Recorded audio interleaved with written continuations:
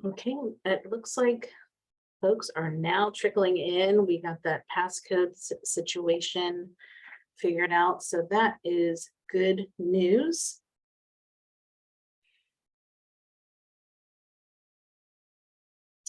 So good morning, everyone, and welcome to the Pennsylvania Post-School Outcomes Exit Survey webinar for Cohort 3. Those participating on the webinar today should be those who are identified on the September 2022 Penn link that will be completing the exit process this year. My name is Lisa Russo. I work at Patton East, and I am one of the consultants on the Secondary Transition Initiative for the state. And I'm also joined here today with my colleagues from the West, Elaine Neugebauer and Lisa Bola. And just a reminder, folks here on this webinar should be those LEAs in Cohort 3 who will be completing the exit process this year. And at this time, we'll begin covering the webinar content for those LEAs completing the revised pilot exit process. The mission of Pennsylvania Training and Technical Assistant Network is to support the efforts and initiatives of the Bureau of Special Education and to build the capacity of local educational agencies to serve students who receive special education services. In secondary transition, we support the LEAs across the state to meet the federal requirements through the Office of Special Education Programs, also known as OSEP. And we will talk a little more about that as we go through the presentation today. The Pennsylvania Department of Education's commitment to least restrictive environment is to ensure individualized education program teams begin with the general education setting with the use of supplementary aids and services before considering a more restrictive environment.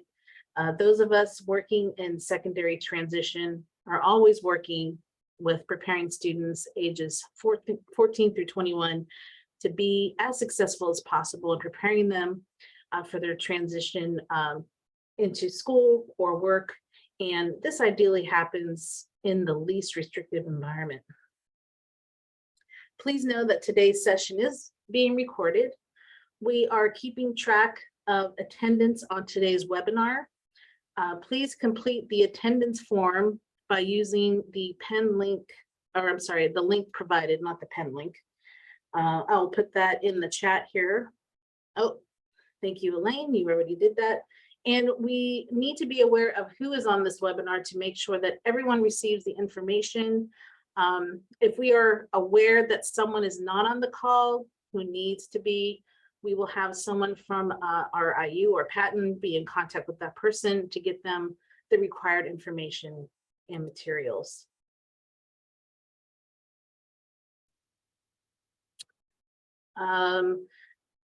Forgive me here. Here is the list of the training materials and handouts that you should have for today's session. And for today's session, please go to the Patton website to download the materials. So we'll go to just their Patton website, and you'll have a link to all of these documents, the IU and Patton Transition Consultant Support Structure for PaPOS, contacting hard to find youth, strategies for post-school surveys, strategies to contact youth for the PaPOS process, lessons from Pennsylvania schools. You'll have today's PowerPoint and also a blank pilot use only revised summary of academic achievement and functional performance. So at this time, I would just like to take a few moments to go over the Pennsylvania State Performance Plan as it relates to post-school outcome surveys, also known as PaPOS, and the background information for indicator 14 associated with that. The Individuals with Disabilities Education Act include many provisions designed to improve the education of students with disabilities.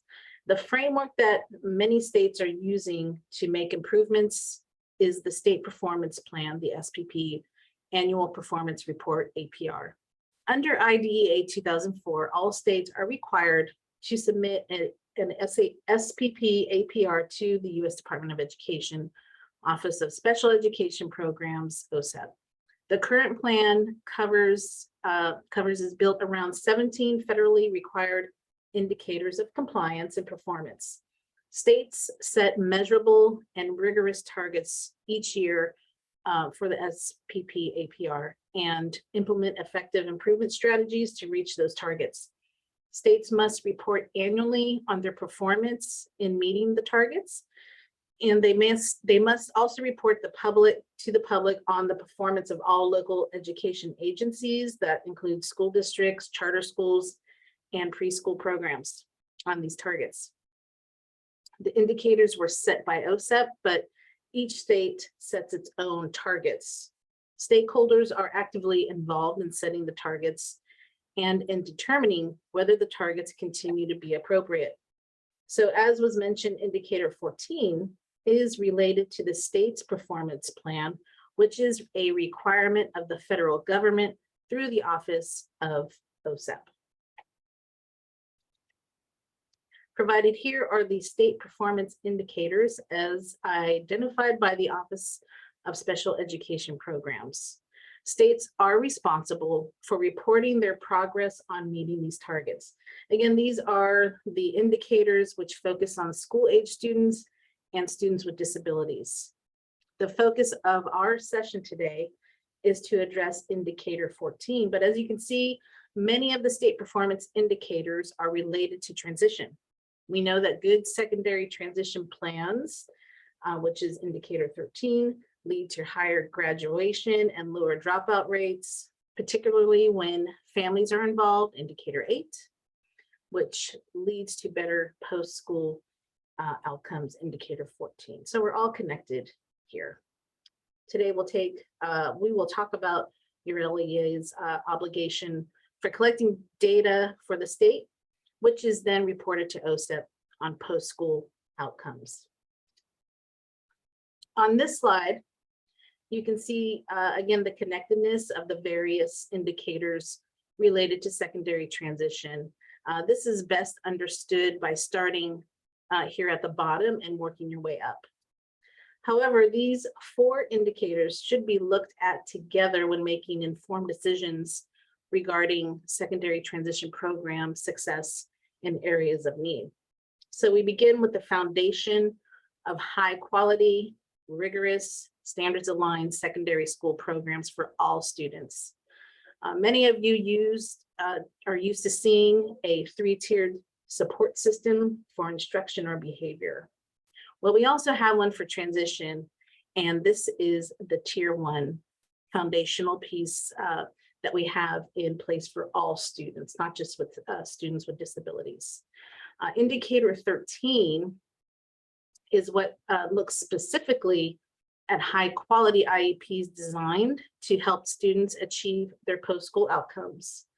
And think about it, if these 2 things are in place within the LEA, we have a much better shot of ensuring our students do not drop out, but rather graduate from our schools, which are those indicators 1 and 2.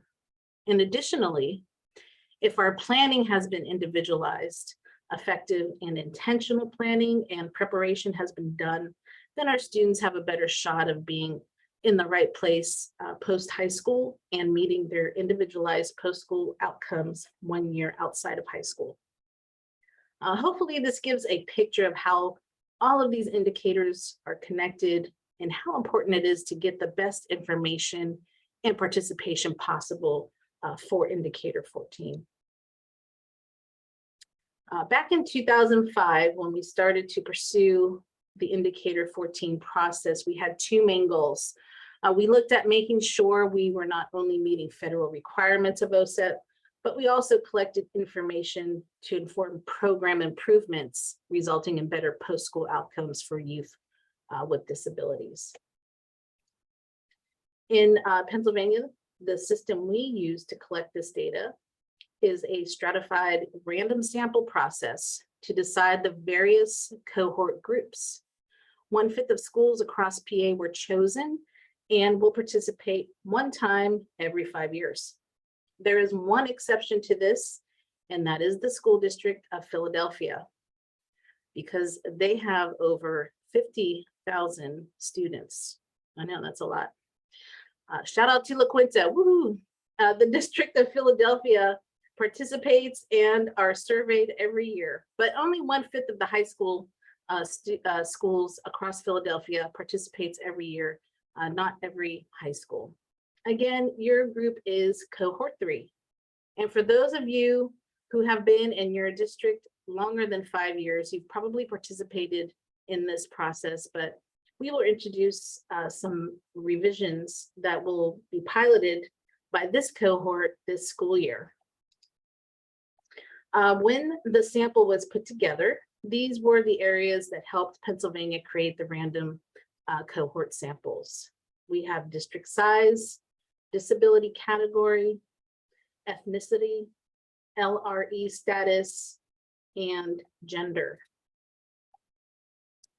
So we want to take a little time to talk about what the specific language is in the Federal Indicator 14 regulation language regarding which students we are talking about.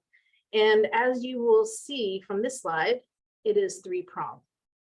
We are looking at the youth who had IEPs and or exiters from high school. So those IEPs who graduated, aged out or dropped out, and where they where they are 1 year outside of high school. Specifically, the federal government through OSEP is looking at enrolled in higher education, enrolled in higher education or was competitively employed, enrolled in higher education or in some other post-secondary training, or competitively employed or in some other type of employment. In general, they are looking to see if students said they are where they are when we took that exit survey, and the schools thought that they would be prepared. Did they prepare them to be 1 year after they left high school? In Pennsylvania, we also include the student status on independent living. It is important to understand that the PaPOS process is a 2-year process. This year, you will be collecting information for students who have left your school or who will be leaving your school during the 22-23 school year. As an LEA, you are notified of your need to participate in PaPOS exit process. And then next year, you're going to be asked to utilize that information gathered this year to follow up with the same exact students 1 year outside of them leaving school to complete a survey with them. You will also be notified by BSC regarding your participation in the post-school survey submissions. So now I'm going to turn this over to Elaine. Thanks, Lisa. Okay, so now we're going to take a look at the group of students who will comprise the exit process. So we will look at these each in depth in the next slide. So we have the student population completing the exit process as students that receive a GED, graduates with a high school diploma, drops out of school, or reaches maximum age.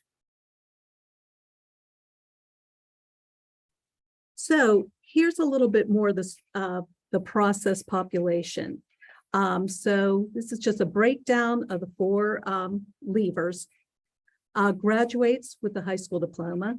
So any student with an IEP who graduated with a high school diploma between 9/1/2022 and 6/30/2023.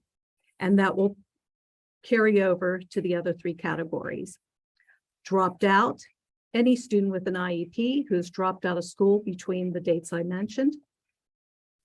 Reached maximum age, any student with an IEP who reached the age of 21 between those dates again, which are 9/1/2022 and 6/30/2023.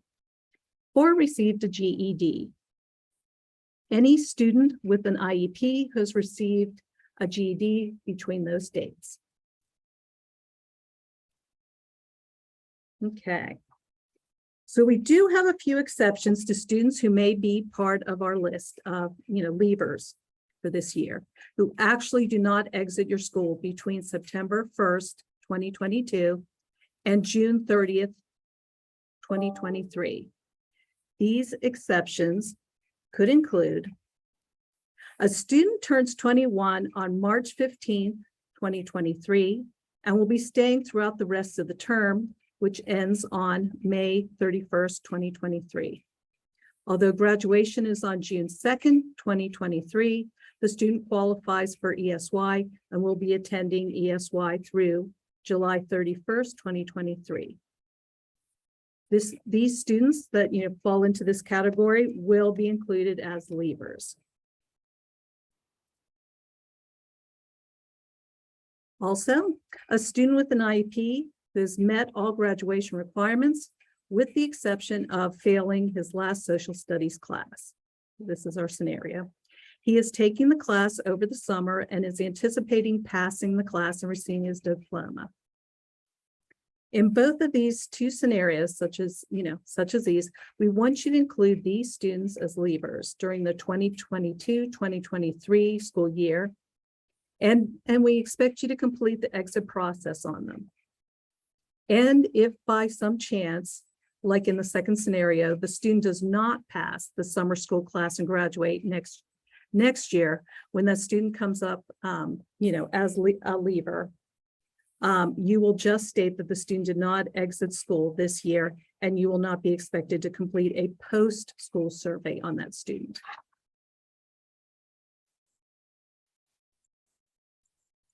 Okay, so let's take a look at which students are you responsible for. So we have yes to approve private schools, career and tech ed center students, AEDY that attend an AEDY facility, adjudicated youth, anyone currently in your LEA as reported on your child count. No would be students in charter schools and cyber charter schools.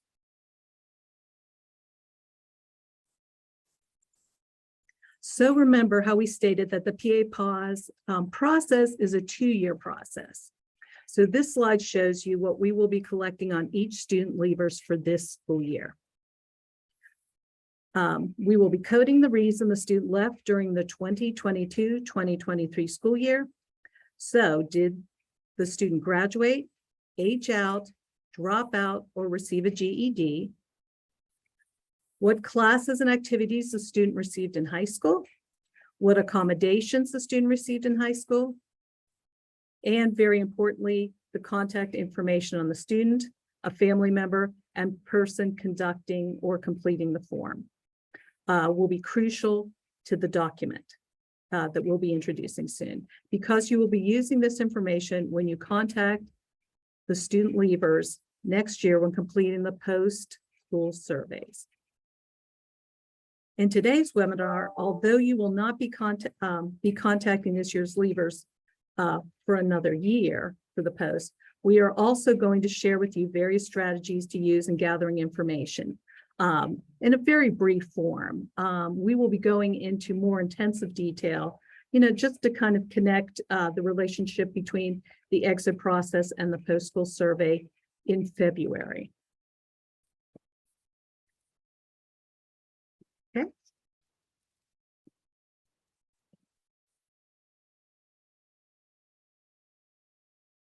So the exit process now includes the completion of the revised SAAFP.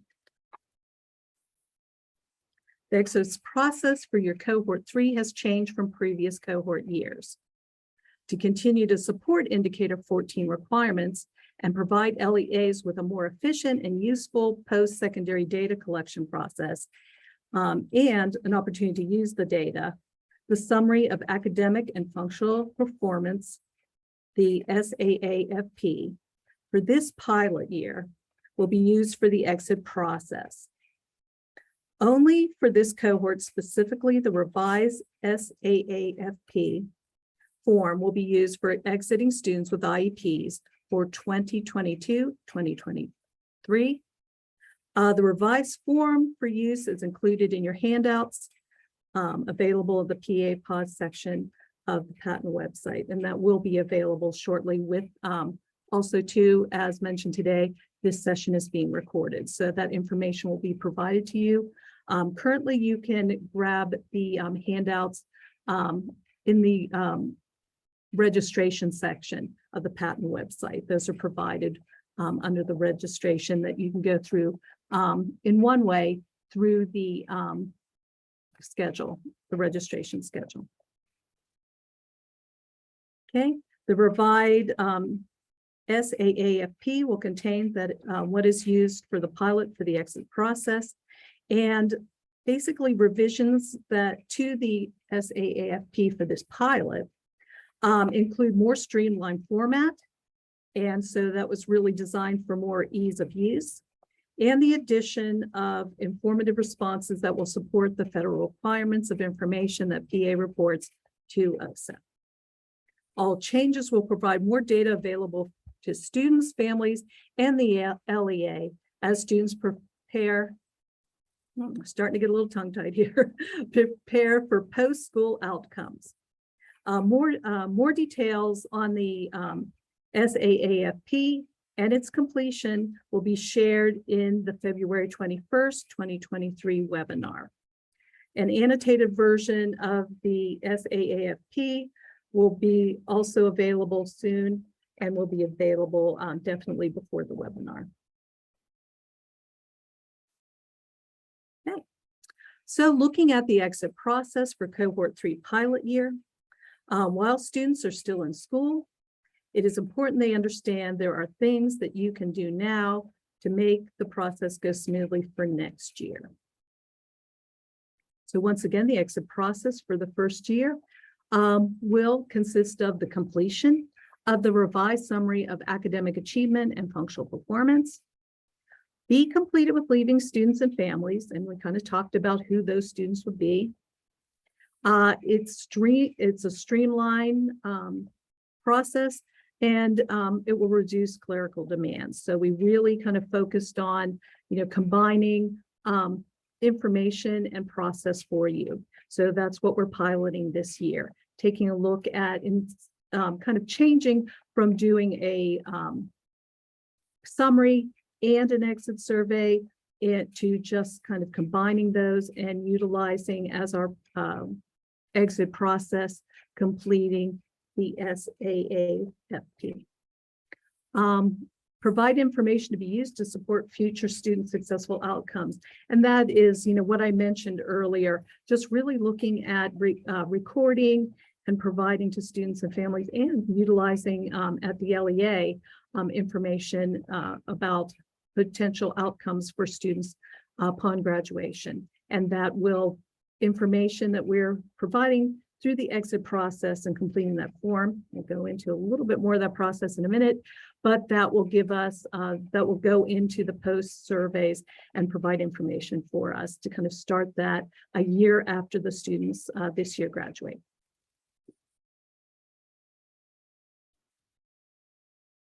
Okay.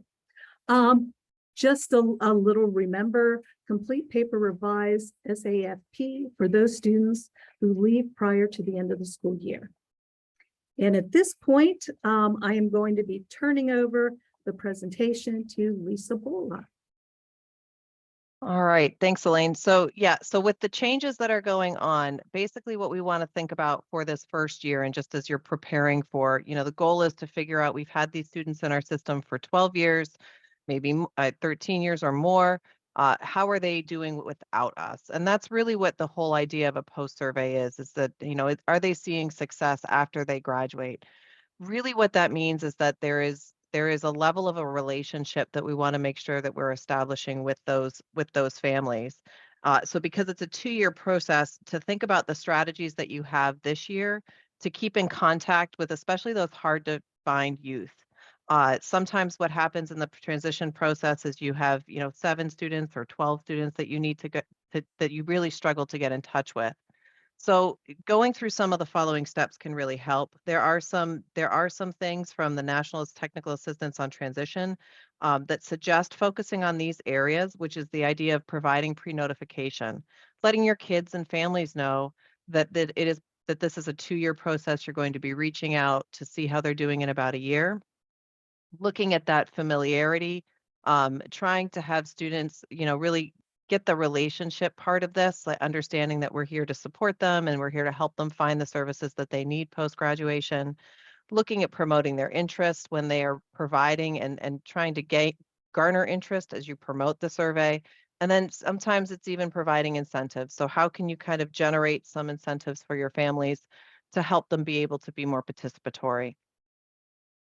There's a great resource that you can find at our patent site. It's one of the ones that are shared. That's strategies to contact youth for the PaPOS process.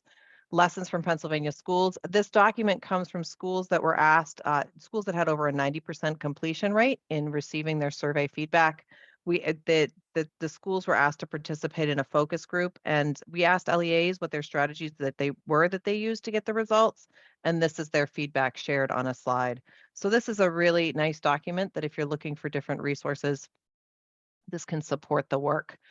But really this year, as you're getting ready as these students are getting ready to move on, those relationships, generating an understanding of how the next couple of years will go will be important. There's an additional resource here if you're interested. It's from the National Technical Assistance on Transition Collaborative, known as NTACT-C. The organization was created really incorporating several of the former national organizations. So instead of having 14 or 15 different places to go, it comes from the the National Post-School Outcome Center, the NPSO, which dealt with specifically just Indicator 14. It was an organization that published the handout on contacting hard-to-find youth. The next one is the National Secondary Transition and Technical Assistance Network. That's another component of this, which dealt with specifically Indicator 13. And then, of course, the National Dropout Prevention Center for Students with Disabilities. And that one dealt specifically with Indicators 1 and 2, just like their name applies. So if you're looking for this resource here is the www.transitionta.org. And you have to create a login when you visit the site, but there are so many resources that are available related to Indicator 14 and post-school outcomes. It's really a robust resource for any district going through this process. So really what the job is to think about today, who are our leavers? There was a question in the chat. Do we get a list? That list is generated through Leader Services that comes out of your student count. So you will have some of a list, but it always usually has some editing or some double checking to see who's happening. And we'll go through that in the February webinar, how to adjust those students if necessary, add students, delete students. That will be part of the February webinar. So that's not a big concern right now. But what you want to think about is if you have students leaving before that deadline, who are the students that we may anticipate that are going to be leaving us this year? How are we going to generate getting some of that demographic information? What are some things that we need to collect as far as where those students are? And when are those timelines for our data entry? So, however you can kind of work to keep track of it, the big one, of course, is going to be the end of the school year. So after today, as you're working on those 3 things, creating your team, there is a webinar on the 21st of February that will have the information as to how to log into the system. We will walk you through that. We will support you in deleting or adding. It specifically addresses the data entry component. So what you're doing in advance with the SAAFP is to prepare to do the data entry. So anyone before who happened, potentially a student who may leave in December, you'll want to make sure that that's completed and you have it ready to go for data entry when we get to that webinar. And that pen link will come in a little bit.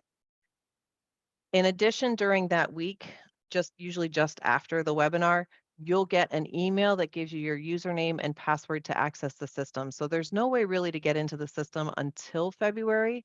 This webinar runs specifically to say, hey, this is coming up, just to give you some consideration as to how you may want to proceed through the year as you're preparing.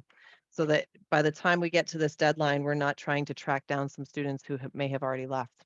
If you think about the LEA, the group that we are here, you will have your own specific password and login during this.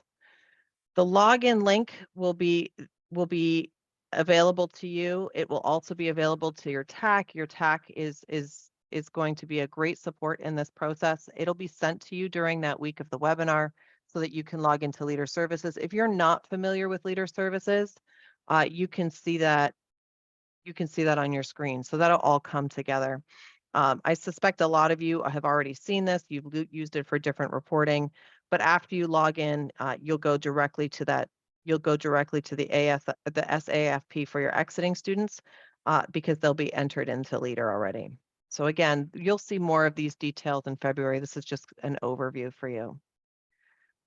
So once you go through that webinar, you have your access code, you can begin to start entering the data on March 1st. So as students, as you're getting into that end of year process, March 1st is when you can start entering the data.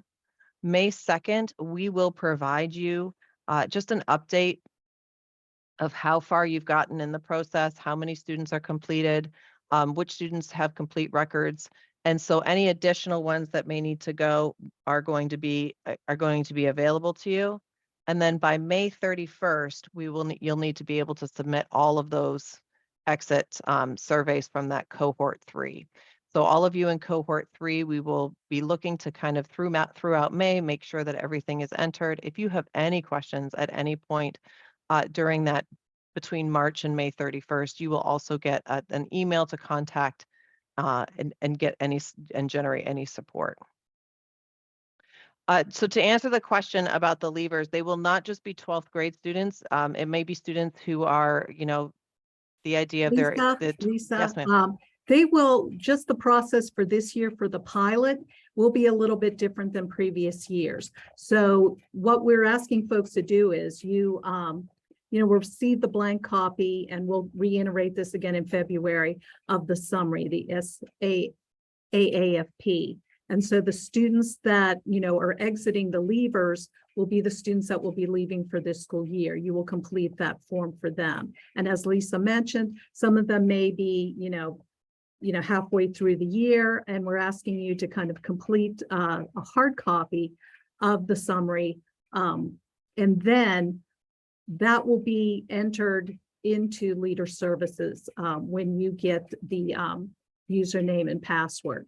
So that will be directly, entered into Leader Services. So the leavers will include those students that we identified earlier in the PowerPoint. So it's a little different than previously. We will be covering in February. We will be talking about just how to kind of work with Leader, because quite a few folks are kind of already using. There's a variety of different platforms that folks use, to kind of enter their data. And so for this pilot this year, we're asking folks to, complete the hard copies and then enter those into Leader. At the February, we'll kind of discuss a little bit more other possibilities of, doing that with, other platforms. But, for this pilot, because we're piloting it this year, this is the process that we would like you to go through. But we will definitely be giving way more details in February, just to walk you through the process, and then also to kind of have some discussion about, some of the other ways that you can, collect and keep that data. So I hope that answered any questions that folks had.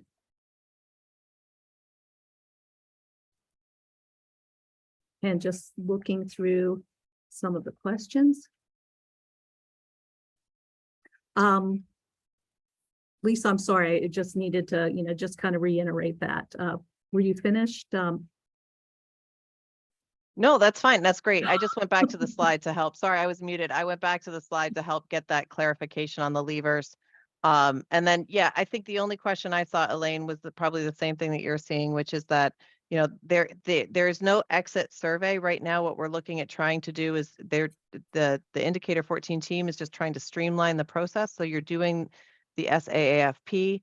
the summary performance. So that's the new form that you will be using. Yeah, and that's available within the handouts. Also, too, we're at the end of this webinar, remember, once again, it's being recorded. You will have coming up will be the contact information. So if you have any questions that weren't answered during the webinar, you can reach out to us. But the SAAFP, once again, was revised and will be used only with the piloted folks in cohort 3 this school year. And so what is provided in the handouts is the updated and revised version. And at the top, you will see that is very specifically outlines, and there's a watermark that just says it is definitely just for this cohort. So the one that you may have used in the past or have in some of your systems is not revised. This one is specific for this cohort.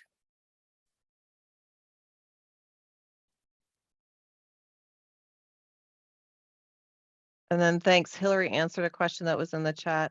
So the immediate steps are really to consider, what your plan is for the year, potentially who's going to be administering these surveys, how does that, or the summaries, how are you going to gather the data and establish with your families as well as the students the relationships to help get that understanding the process that this year you're going to complete the summary, and in about a year you'll be calling them just to check in and see how they're doing, and then that will be part of the data. So right now it's more, and then just collecting any data on anyone that may leave before that March 1st deadline when you can enter. I hope that helps. All right, if everybody, so we are, so Elaine was with us. I'm Lisa Bola. I'm here out of Patton West. Elaine leads the Indicator 14 initiative under that. And she's up there as well. Ryan out of the central office, Lisa Russo out of the east office. And then there's always technical support from Leader, as well as our POS contact. You can use that email to contact us with any questions.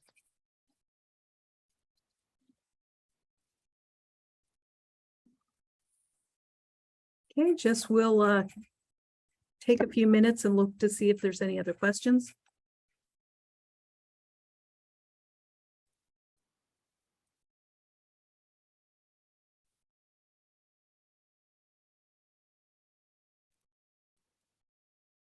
Okay, and then just once again, just reiterating, the goal is to use the SAAFP revised on any leavers between now and March.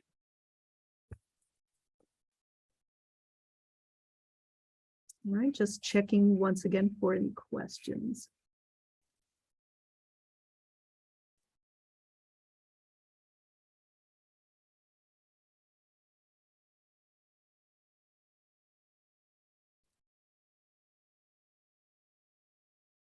And there was a question, do charters, oh, we have an answer coming in there.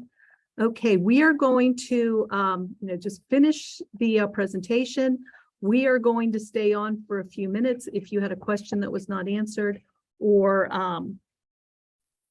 we're just kind of getting to some that are kind of firing in. So if you asked a question that wasn't answered yet, please stay on and we will continue to answer those questions. But this concludes the webinar. And just thanks to Lisa and Lisa for providing the information for today. So that completes the webinar, and we will just continue to stay on and answer some questions. Thank you.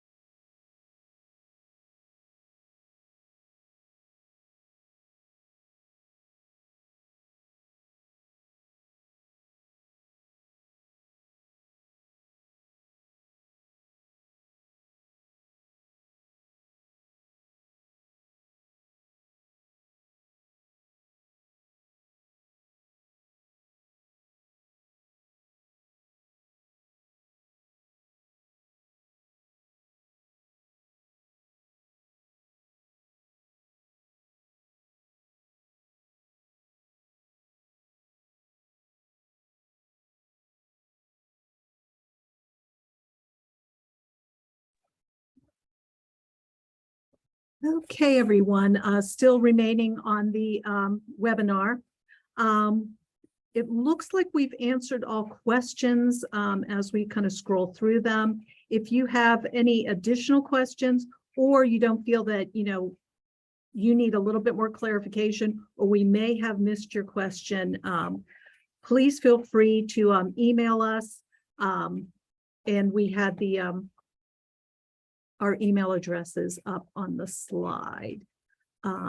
So you can also, just contact your patent regional consultant, and we will be able to assist you further. Also, feel free to reach out to your IU TAC consultant for secondary transition, and they can forward us or, clarify any questions with us also, so that they can get back to you. So, know that there are many folks available to assist you. If there's a real specific question also too that you think of after the webinar, also feel free to contact us and we can answer that for you. And also too, if there's anything that we're planning on sharing in February that we get information earlier, you can check in with us and just, we'll be able to answer that for you. So thanks everyone very much for attending the webinar, and we really appreciate your questions and your attendance. Just make sure that you complete the site form so that we have the attendance. So thank you very much. And that's all for today.